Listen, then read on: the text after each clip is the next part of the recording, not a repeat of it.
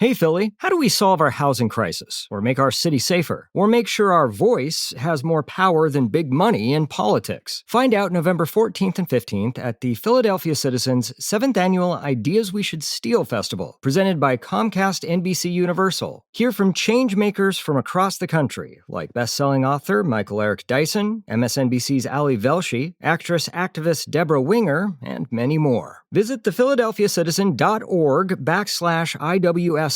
Use code CitizenFriend for $10 off. That's thephiladelphiacitizen.org/IWSS. And remember, all great change started with one idea. Today on CityCast Philly, we take a step back from the massive political news of the last 48 hours to try to make sense of everything. What happened? I'm chatting with Brian Rosenwald. Brian is a political and media historian at the University of Pennsylvania. He writes about politics on Substack at The World According to Brian. It's Thursday, September 7th. I'm Trenae Nuri, and here's what Philly's talking about.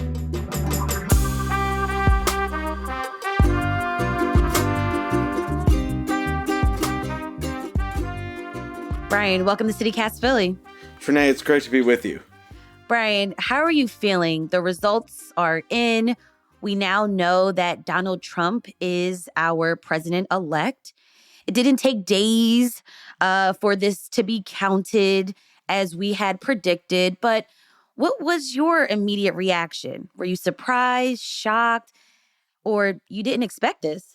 Well, I think I wrote a column on Monday that was, here's a case for each of them winning. Right. And then when I did my predictions column on Tuesday, spoiler, you don't want me picking your lottery numbers. My predictions didn't work out so well. I wrote in there that it was my head versus my gut, that my head told me that Harris was going to win, that the polling I was seeing, the ground game, the energy, the vibes, everything, and then some structural factors like the Washington all-party primary has been a great predictor of outcomes. And that looked like it was a pretty good environment for Democrats. So there were a lot of factors. But the whole time my gut was sort of saying, you know, in every country around the world that's had an election since the post-COVID inflation, the incumbent party's gotten kicked out.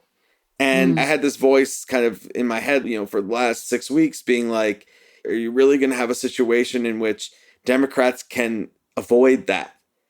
And the answer ended up being no. So it was sort of stunning, but maybe not surprising. And I also think that we have to look at this as, you know, this isn't the first time Trump won. The first time Trump won, that was like a lightning strike. That was someone who defied every norm of politics and did things that we thought would make getting elected to any office, let alone the presidency, impossible. This time around, he'd already won once, and he had come real close to winning a second time. You know, and realistically speaking, the thing with Harris was, if you look at the results, it wasn't that she did so terribly bad with any one place or any constituency. And in fact, her campaign actually seems to have been really good, because if you look in the states where neither candidate was competing, like Illinois and New York and New Jersey, the Democratic margin plummeted in those places, like stunningly so. And then in the battleground states, she lost maybe 2 or 3 points in a lot of them. You know, looks like she lost Georgia by like 2 points. Biden had barely won it in 2020. The thing was that Democrats just didn't have any margin to drop 2 points. And if you look in Pennsylvania, it wasn't like, oh, this one region of the state revolted or something like that. It was, okay, they lost 2 or 3 points here and 2 or 3 points there and 2 or 3 points here. And they just didn't have that much of a cushion. Right. I remember 2016 when Trump won and it being a shock, like you just mentioned. But now in 2024, maybe it's because of, you know, I live in a neighborhood in Philly where I see Trump and Harris signs.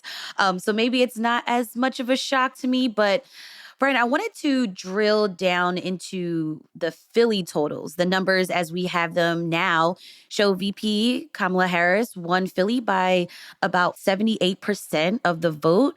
But that's a smaller margin than Democratic presidential candidates in 2020 or 2016 or even 2012.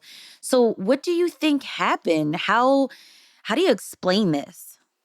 There may have been somewhat of a turnout effect. We don't have final turnout numbers yet, so I hesitate to talk about that. But it's possible that People didn't come out and vote. there may have been a little of that. But I also do think that Republicans, especially Donald Trump, are making inroads with voters of color.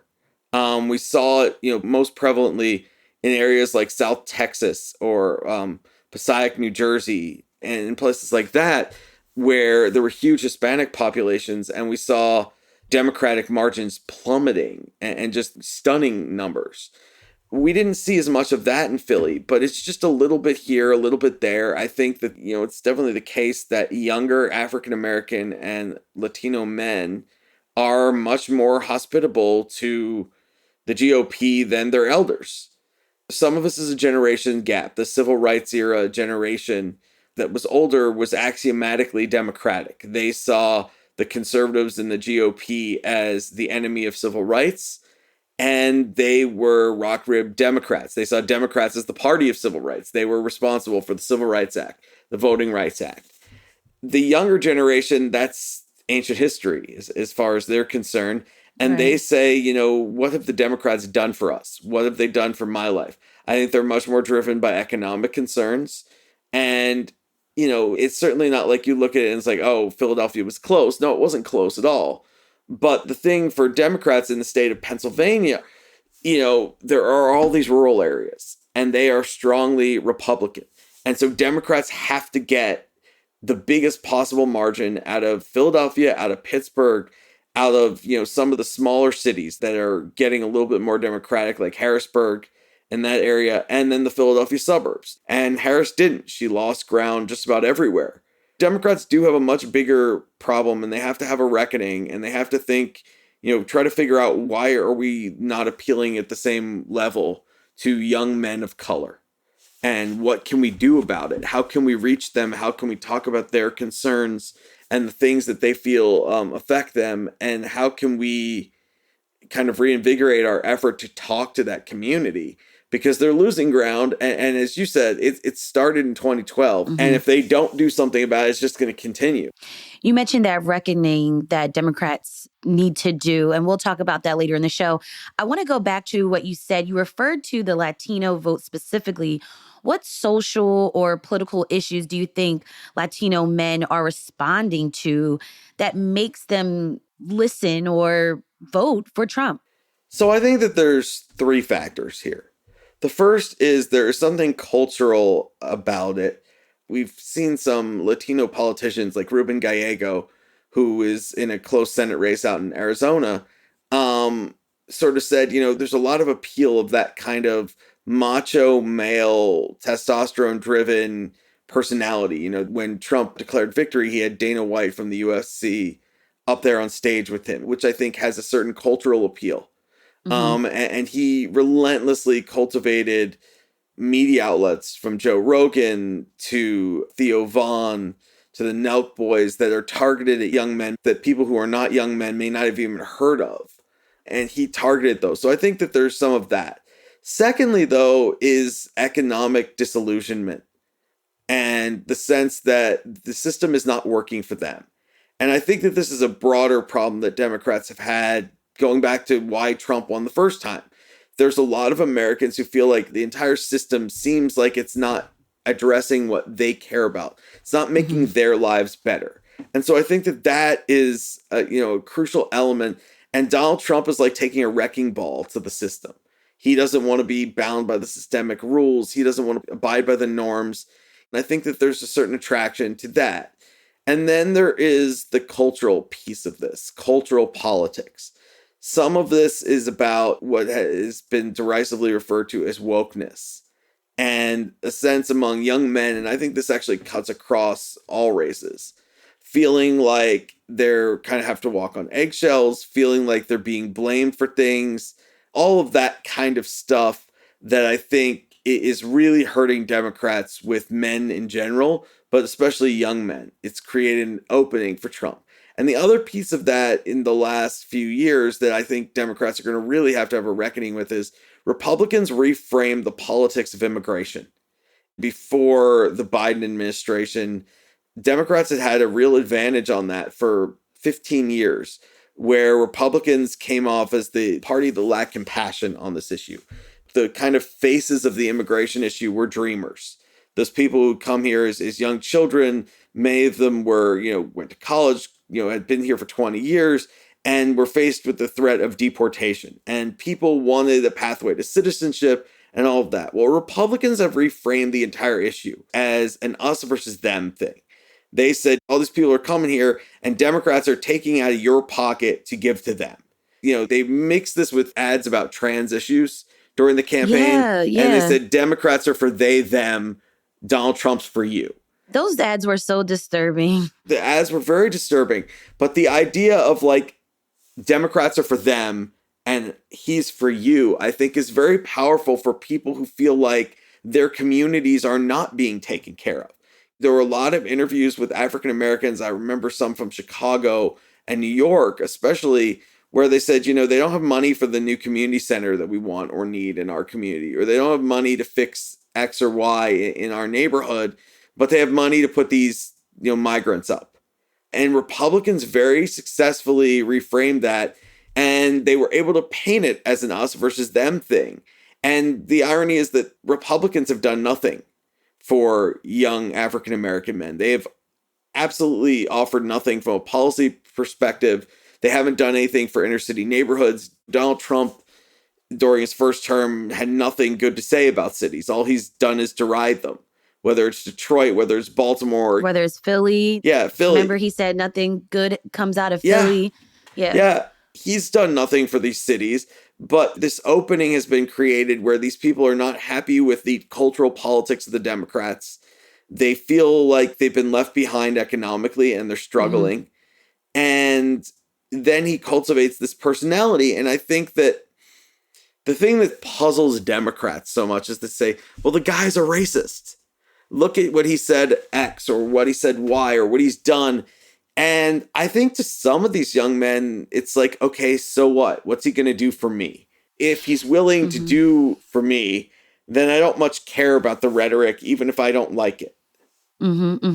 Right. I'm thinking also from conversations I've had with friends and people, they remember that stimulus check and they remember the high prices for gas and groceries.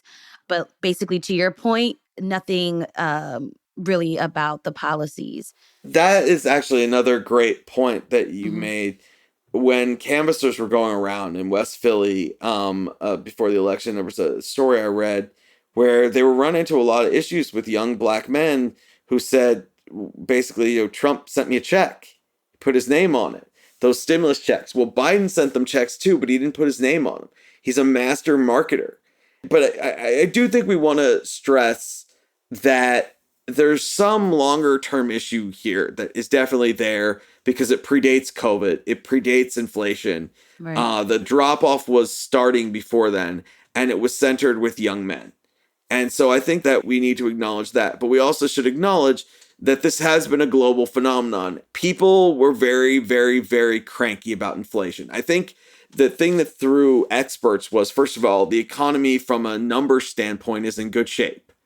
Low unemployment, you can roll through the statistics, they're all good, right? But people don't care about that. People experience the economy through grocery prices. They experience it through rent. And those things went up, and they went up dramatically. And remember, this generation had never experienced inflation, anything like that. They lived through an entire period of low inflation. And so it really hit them hard. Prices don't go down unless you have a recession. They may level out, which is what they've done. They're not continuing to rise, in any appreciable rate, but the damage is done. It's not like they went down. And it's cliche, but Ronald Reagan made famous the question of, are you better off today than you were 4 years ago? And the answer for a lot of Americans, their perception was, no, I'm not better off today than I was 4 years ago. And they felt like they were better off when Donald Trump was president. And that really was all that mattered to them. Right. More on the results of this year's election and what we can make of it after the break.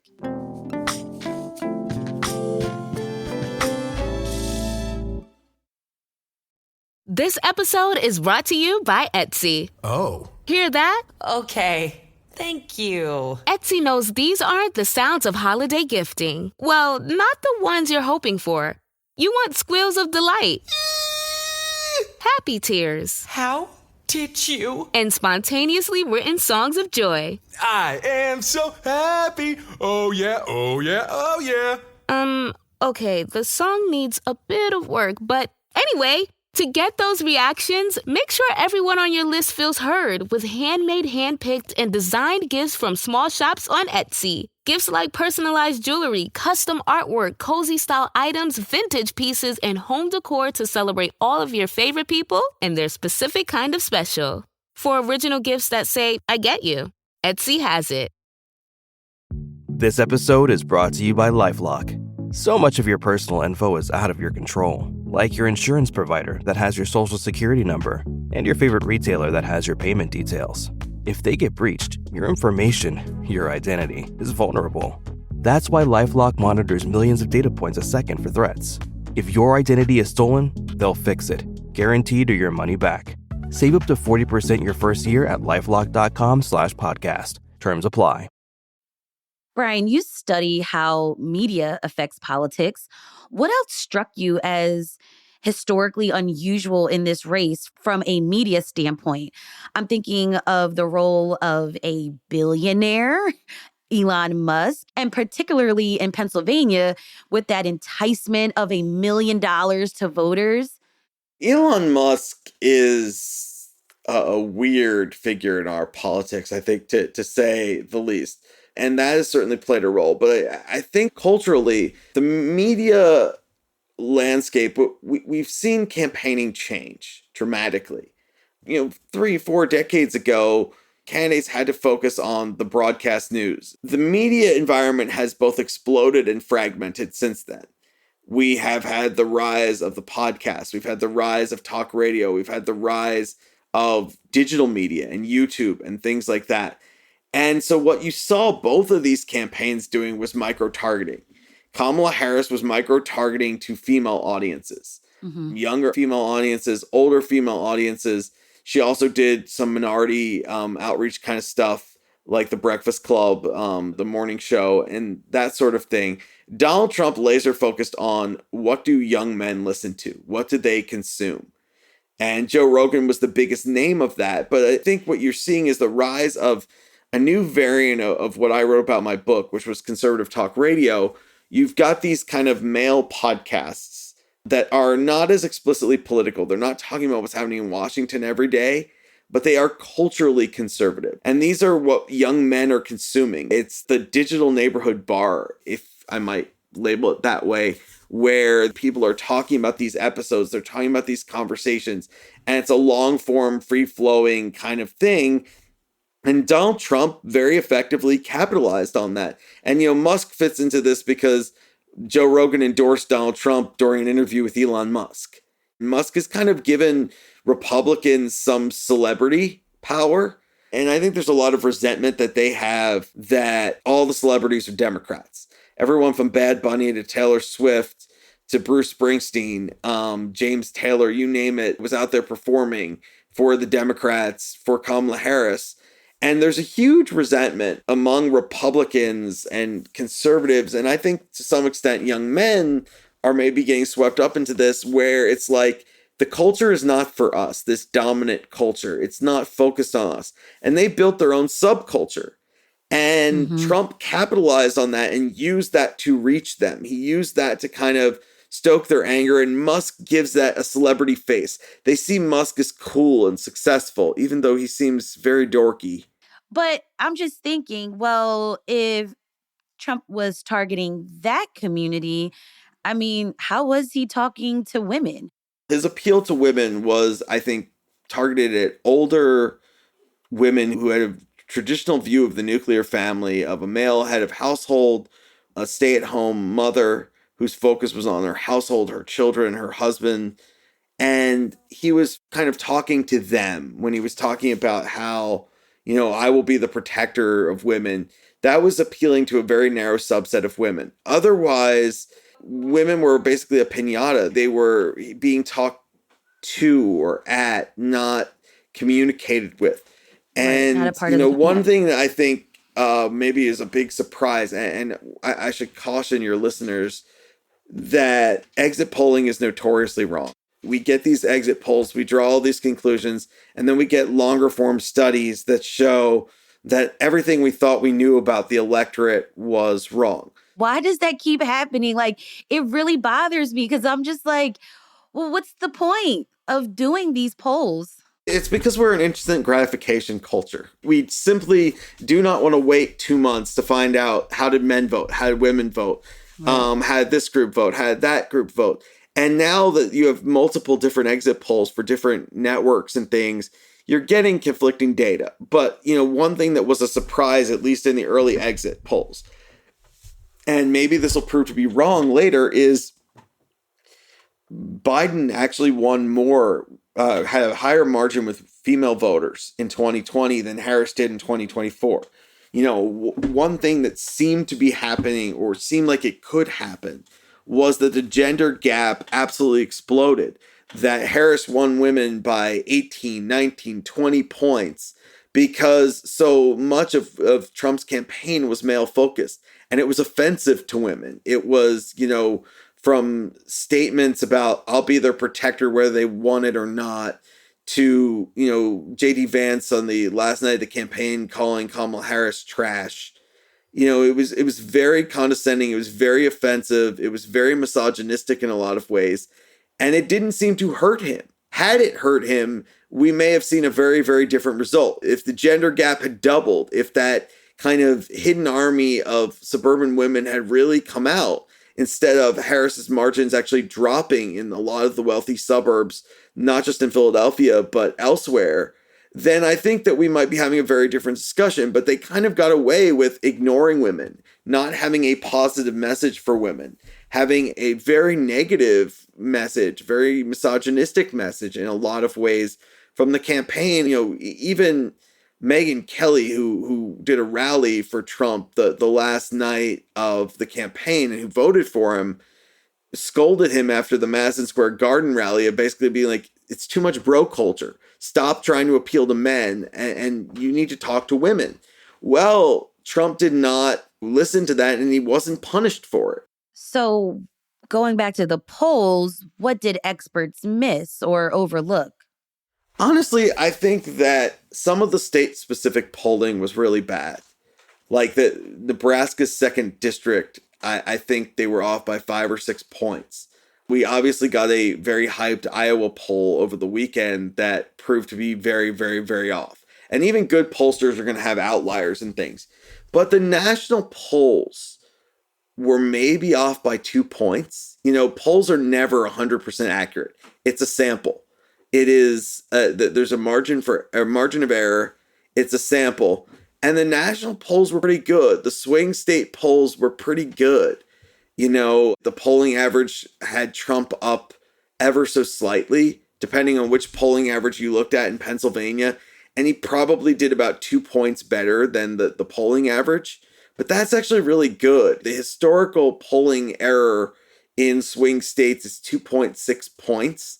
And I think the polling error was less than that in most of the swing states. So I actually thought that the polling was pretty good. The issue was, first of all, that you get polling error and we never know which direction the polling error is going to work in, right? Mm-hmm. It could just as easily have been 2.5 points to Kamala Harris and a different result. And secondly, it was that close. It was a situation in which it was a coin toss election. There were a lot of, I think, smart Republican operative types who got this wrong when they were talking to reporters on things. I do think that the internal polling that the Democratic campaigns had may have been off, and that they were therefore projecting a more positive message to the media. But I don't think that this wasn't 2016 or 2020 in which there was a massive polling error and, it shocked people. This was genuinely a toss-up race. I went into election night thinking, Harris could win, Trump could win. I think Harris could win, but I think it 52% confidence, not, 80% confidence. So I don't think that this was some big shock where everybody missed it. And the last 10 days in this race, you had a lot of what seemed to be momentum on the side of the Harris campaign. You had this Iowa poll, you had the Madison Square Garden rally, and a bunch of other stuff that Trump did and said that seemed like he was really struggling from a campaign perspective. You know, instead of staying on message, instead of being a disciplined candidate, instead of not making negative news, he was doing all of that stuff. And Harris was very disciplined and finally seemed to have hit on a message. And Harris had this vaunted ground game that was going to reach every undecided voter, and I think they did. You know, they really had a great ground game, and all of these things added up so that it started to feel like, okay, she's got the momentum, she's going to win, she's starting to pull away, and the campaign was projecting this to reporters, and it gave that sense, and it just ended up being the other end of the knife edge. It ended up being something where everything broke away from her, and like I said earlier, it wasn't like, oh, they missed rural voters or they missed this or they missed that. It was more like it was just a point or two here and a point or two there. And when you do that aggregate over an entire state, that adds up to a couple of points. Right. So, Brian, where do we go now with a second Trump term on the horizon? How should we look at the future of American democracy? I mean, unity is not going to be what happens here. Donald Trump flirts with it every so often, usually in speeches on a teleprompter that someone else kind of wrote and said, okay, sir, this is a moment where you have to kind of play at unity. But there's a lot of Trumpers who are thirsting for revenge here against their perceived enemies that are desperate to, enact his agenda.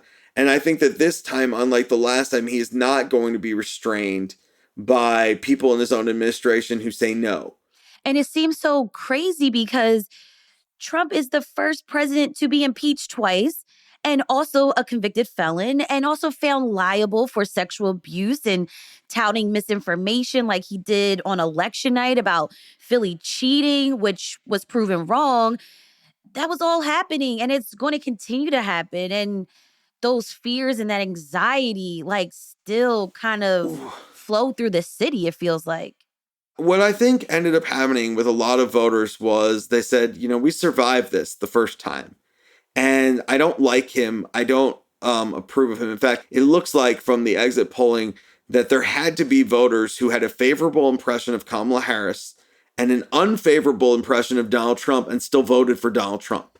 There were a lot of people who seemed to think, okay, I was better off economically under him, so I'm willing to tolerate all this rhetoric and the chaos. I'm willing to tolerate all of that because I think he's going to be good for me economically. What they may find is that he's not good for them economically. The tricky thing with Trump is there's very little actual policy that he cares about, that he's committed to. The two things he seems most committed to, though, are deporting undocumented migrants and tariffs. Well, both of those things, economists say, are very, very, very bad for the economy. Tariffs drive up prices because it makes things more expensive. And what do companies do? They pass it on to the customer. And then if you start deporting undocumented migrants, that's a lot of our construction workers when part of the problem with inflation was a housing shortage and the need to build more housing. It's a lot of our farm workers. Well, that's going to drive grocery prices up. So that's going to be one element of it. In terms of democracy, I think what you're going to see realistically is the democracy that we've experienced in your life, my life, a lot of the listeners' lives is not going to exist anymore. And I'm not an alarmist in the way that some are. I'm not saying, that we're going to some dystopia. Or self-destruct or something. Right. But I do think that Donald Trump has no respect for separations of powers.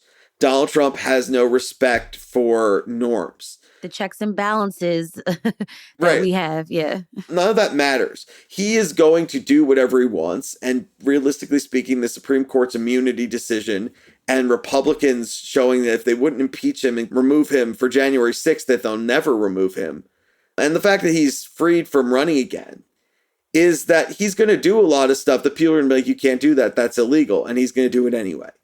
One thing I should bring up, Trinae, is that Missouri, they passed 3 ballot measures. One enshrined abortion rights in their state constitution.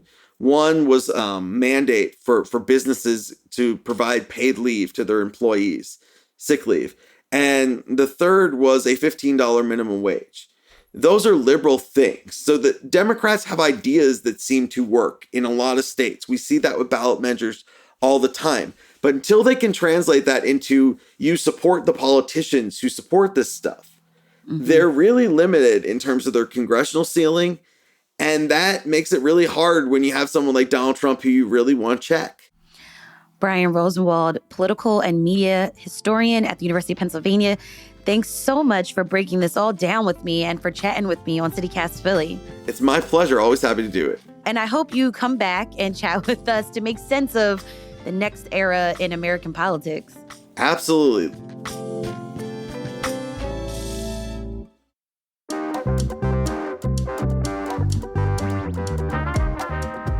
That's all for today here on CityCast Philly. If you enjoyed this episode about what to make of this year's election and where we go next, tell a friend, rate the show, leave us a review, and hit that subscribe button. Be sure to sign up for our morning newsletter, Hey Philly, to learn more about what else Philly's talking about. We'll be back tomorrow morning with the Friday News Roundup. Talk to you then. Bye.